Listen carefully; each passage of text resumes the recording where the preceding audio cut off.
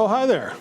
Looks like you've caught me right in the middle of soundproofing. My wife's been on me lately about how much noise I'm making down here in the basement. I'm not even doing anything. For whatever reason, she doesn't want to hear power tools when she's trying to relax at night.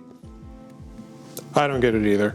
I should probably take a step back and explain what's going on here. For those of you that are new here, my workshop is in the basement, right below my living room, dining room, and kitchen.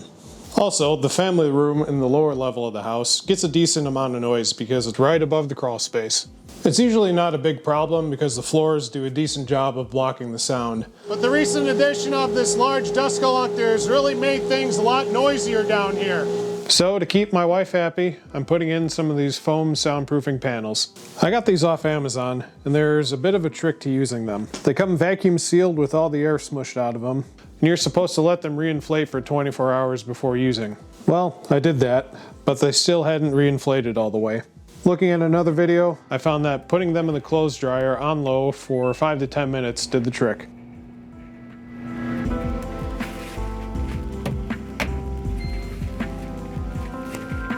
I got about 54 square feet of these panels, which I'm going to strategically place around my 400 square foot workshop in order to reduce the noise. It makes the most sense to put these where they do the most good, i.e. near the noisiest machines. So let's benchmark the current noise levels and see what things look like. Here's an overview of my shop as it's currently situated. My noisiest machines are my table saw and the router that's attached to it, wood and metal cutting bandsaws, and of course the new dust collector. I'm going to take decibel readings in a few different locations, which each of these machines turned on, to provide a baseline for comparison. Starting at my workbench, I'll use a sound metering app on my phone to measure the volume from each of the 5 machines. First the table saw, then the router, then the wood cutting bandsaw, then the metal cutting bandsaw, and finally the dust collector. I've recorded decibel levels for each of these. I'm then going to record these levels at a couple different spots around my workshop, and then at a few spots upstairs as well. I realize that these machines, well, except for the dust collector, are going to be louder when you're running a piece of wood or metal through them. But it's hard to get a consistent sound reading when you're doing that, just due to the density of the wood. So I'm just running them empty for comparative purposes. We can see from the table that the 2 biggest culprits are the dust collector, followed by the table saw. No real surprise there. So I'm going to concentrate my soundproofing efforts there. Plus, my router is incorporated into my table saw, so it's a 2-for-1 deal. I've seen some people recommend using construction adhesive to stick this stuff up, but I'm just going to use a hammer tacker instead. I figure this gives me the option to move it around later if I need to, plus it's a lot cheaper and easier than gluing.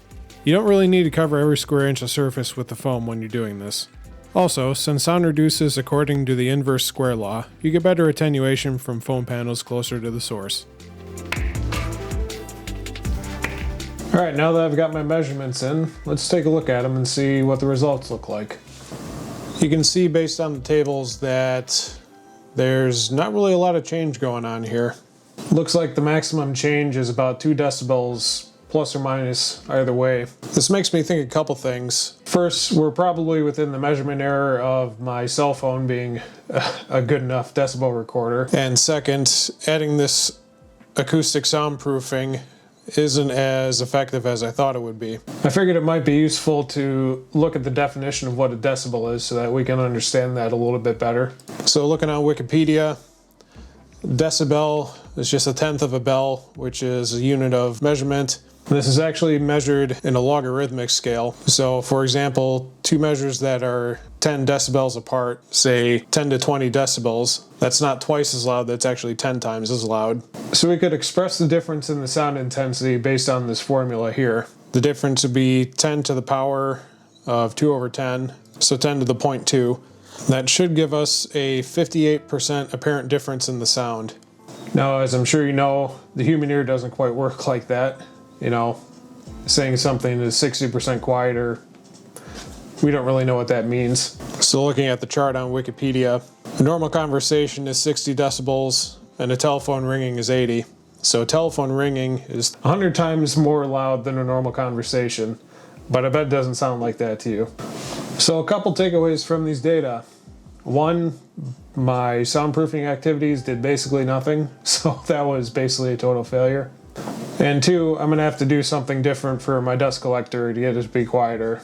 I think the problem is because I have it mounted to the underside of my foyer, it's shaking the whole floor, and it's also rattling the bench right next to the front door. But at least now I have a baseline if I decide to do any further soundproofing to see if that makes a difference. I don't know if these acoustic foam panels are really going to be the way to go, or if I would have to do something a little bit more drastic, like some mass weighted vinyl, or maybe like a rock wool insulation, just to really put some more mass up there and more stuff between the sound and the target. Anyway, even though this wasn't quite successful for me, hopefully it showed you what not to do for soundproofing your workshop. As always, thanks for watching. Don't forget to like, subscribe, and share, and I'll see you next time.